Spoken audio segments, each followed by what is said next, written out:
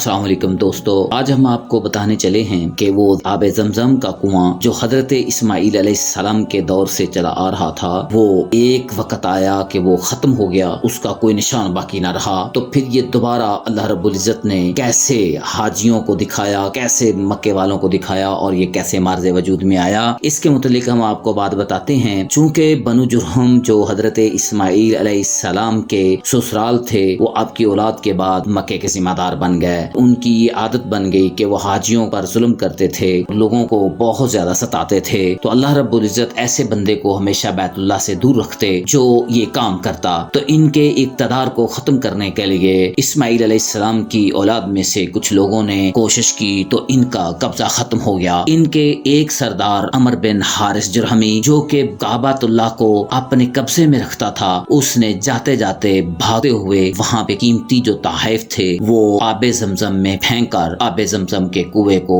बंद कर दिया। उस पे मट्टी, रेत और पत्थर डाल दिए ताकि उसका निशान ही ना रहे। खुद यमन की तरफ भाग गया। एक मुद्दत गुजर गई। चूंकि लोग इस लड़ाई के अंदर शामिल थे, उनको पकड़ने में बैतुल्लाह के इंतजामो इंसराम को चलाने के चक्कर में थे, उनको काफी अरसा से इसका पता न चला। आब-ए-ज़मज़म जो है वो आंखों से उजल हो गया। इसका महल्ले वकू लोगों के जहन से निकल गया। आखिरकार अल्लाह रब्बुल इज़्ज़त ने रसूलुल्लाह सल्लल्लाहु अलैहि वसल्लम के दादा अमजद सरदार अब्दुल मुत्तलिब को ख्वाब दिखाई। ख्वाब में आपको आब-ए-ज़मज़म खोदते हुए और उसकी निशानदही की गई, उसकी तरफ इशारा किया। आपको ख्वाब के अंदर जब इसका इशारा मिला, इस महल्ले वकू को आपने जहन में रखा। सुबह जब सरदार अब्दुल मुत्तलिब की आंख खुली तो उन्होंने कुदाल लिया और अपने बड़े बेटे हारिस को साथ लिया और उस जगह पे पहुंच गए जहां अल्लाह रब्बुल इज़्ज़त ने ख्वाब में उनको इशारा किया था। निशान ज़दा जगह को उन्होंने खोदना शुरू किया। कुछ देर के बाद उन्होंने देखा कि आब-ए-ज़मज़म के कुएं के निशानात मिल गए हैं। उन्होंने खुशी में आकर नारा बुलंद किया। जब उन्होंने नारा बुलंद किया तो कुरैशियों को पता चल गया कि वो अपने मकसद में कामयाब हो गए हैं। अब चूंकि ये मुकद्दस चीजें थी और सारे के सारे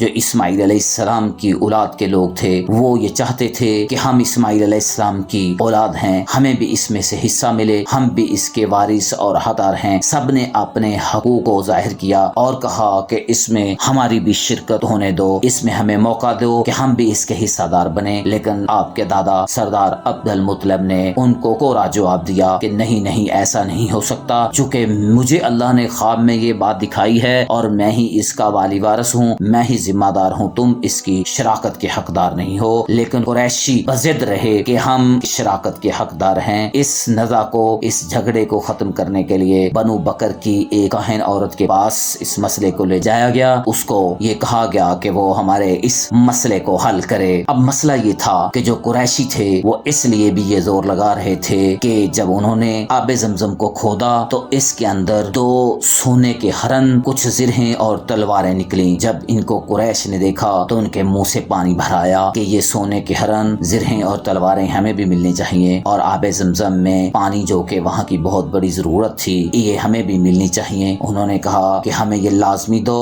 वगरना हम आपसे लड़ाई करेंगे। जब ये बात झगड़े तक पहुंच गई तो सरदार अब्दुल मुत्तलिब ने कहा कि आओ फिर हम हरम में चलते हैं, वहाँ हमारा हुबल पड़ा हुआ है, उसके पास हम कुरा डालते हैं और जिसके हिस्से में जो चीज निकलेगी वो उसकी होगी, जिसके हिस्से में नहीं निकलेगी उसकी नहीं होगी। सब ने ये बात तस्लीम कर ली। सरदार अब्दुल मुत्तलिब ने 2 तीर अपने लिए, 2 कुरैशियों के लिए और 2 काबा के लिए डाले। जो उन्होंने अपने लिए तीर डाले उनका रंग जरद था और जो तीर उन्होंने बैतुल्लाह के लिए डाले उनका रंग स्याह था। जो 2 सफेद तीर उन्होंने एक थैले में डाले कुरैश के लिए थे। फिर ये तीर हुबल के पास उन्होंने ये तीर कुरानंदाज के हवाले कर दिए कि तुम कुरानंदाजी करो और खुद वहाँ सरदार अब्दुल मुत्तलिब के दादा अकदस खड़े होकर बैतुल्लाह के अंदर दुआ करने लगे। और कुरानंदाज ने 2 जर तीर जब निकाले तो वो सोने के दोनों हरनों के ऊपर निकले। फिर उसने 2 स्याह तीर निकाले तो वो